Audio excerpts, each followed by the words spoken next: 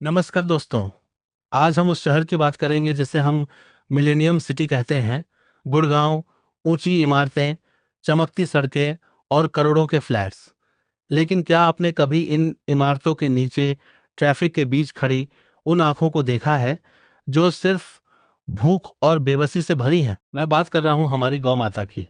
वही गाय जिसे हम पूछते हैं, आज वो गुड़गांव की सड़कों पर प्लास्टिक और कूड़ा खाने को मजबूर है। हम इतने व्यस्त हो गए हैं कि हमारे पास अपनी बालकनी से नीचे देखने का भी वक्त नहीं है।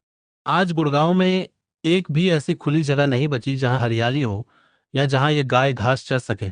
हमने उनके चरागाहों पर कंक्रीट के जंगल खड़े कर दिए। नतीजा, आज 6,000 से ज्यादा गायें सड़कों पर लावारिस घूम रही हैं। सबसे दर्दनाक बात जानते हैं क्या है? जब हम अपना घर का कूड़ा प्लास्टिक की थैलियों में भरकर बाहर फेंकते हैं, तो वही भूखी गाय उस प्लास्टिक को खाने के साथ निगल लेती है। रिसर्च बताती है कि एक मरी हुई गाय के पेट से 50 से 80 किलो तक प्लास्टिक निकलता है। प्लास्टिक उनके पेट में जाकर जम जाता है, जिससे उन्हें रूमेनल इंफेक्शन जैसी जानलेवा बीमारियां होती हैं। वो धीरे धीरे तड़प तड़प कर मरती हैं। क्या यही हमारी भक्ति है? सवाल यह है कि यह नौबत आई क्यों? पहली वजह स्वार्थ। कई डेयरी मालिक सुबह गाय का दूध निकालते हैं और दिन भर उन्हें सड़कों पर छोड़ देते हैं ताकि उन्हें चारा न खिलाना पड़े। दूसरी वजह प्रशासन की ढिलाई।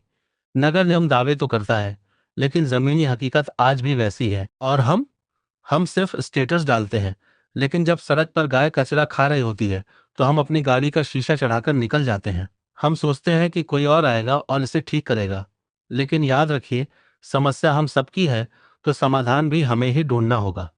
दोस्तों, अब वक्त सिर्फ दुख जताने का नहीं, बल्कि एक्शन लेने का है। इसके बेहतरीन समाधान ये हो सकते हैं। पहला, जीरो प्लास्टिक वेस्ट। अपने घर के गीले कचरे को प्लास्टिक की थैली में ना बांधें, उसे सीधे डस्टबिन में डालें या कंपोस्ट करें। प्लास्टिक और खाने को अलग रखें। दूसरा, सपोर्ट मॉडर्न सेंचुअरीज। हरियाणा सरकार कई जगहों पर मॉडर्न गौशालाएं बना रही है। हमें ऐसी संस्थाओं को सपोर्ट करना चाहिए और प्रशासन पर दबाव बनाना चाहिए कि गुड़गांव को जल्द से जल्द सुरक्षित बनाया जाए। तीसरा, अकाउंटेबिलिटी। अगर आप किसी डेयरी मालिक को गाय छोड़ते हुए देखें, तो आवाज उठाएं, कंप्लेंट करें। चौथा, कम्युनिटी एक्शन। अपनी सोसाइटी में एक ग्रीन कॉर्नर या चारा बैंक बनाएं, जहां लोग साफ चारा दान कर सकें। अगर आज हम और सरकार साथ नहीं आए, तो ये बेजुबान जानवर ऐसे ही घुट घुट कर मरते रहेंगे। गाय सिर्फ एक जानवर नहीं, हमारी संस्कृति का हिस्सा है।